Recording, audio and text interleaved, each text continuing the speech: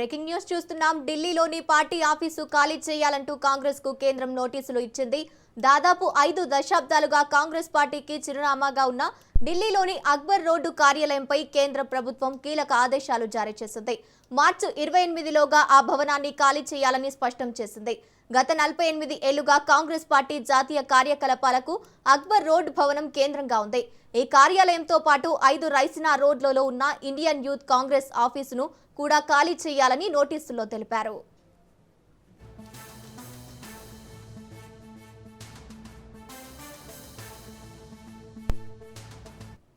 Congress party ఇప్పటికే ఢిల్లీలోని కోట్లా మార్గులో ఇందిరా భవన్ పేరుతో కొత్త జాతీయ కార్యాలయాన్ని నిర్మించుకుంది. గత ఏడాదే సోనియా గాంధీ దీనిని ప్రారంభించారు. నిబంధనల ప్రకారం రాజకీయ పార్టీకి సొంత భవనం సమీకరణ తర్వాత ప్రభుత్వం బంగ్లాను ఖాళీ చేయాల్సి ఉంటుంది. అయితే అక్బర్ రోడ్డుతో ఉన్న చారిత్రక అనుబంధం వల్ల పార్టీ కార్యకలాపాలు ఇంకా అక్కడి నుంచి కొనసాగుతున్నాయి.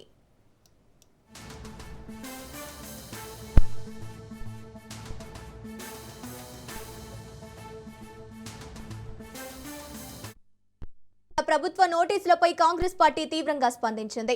ఇది రాజకీయ కక్ష సాధింపు చర్యేనని ఆరోపించింది. భవనాన్ని బలవంతంగా ఖాళీ చేయించకుండా నిరోధించేందుకు మరికొంత సమయం పొందేందుకు న్యాయపరమైన మార్గాలను అన్వేషిస్తోంది.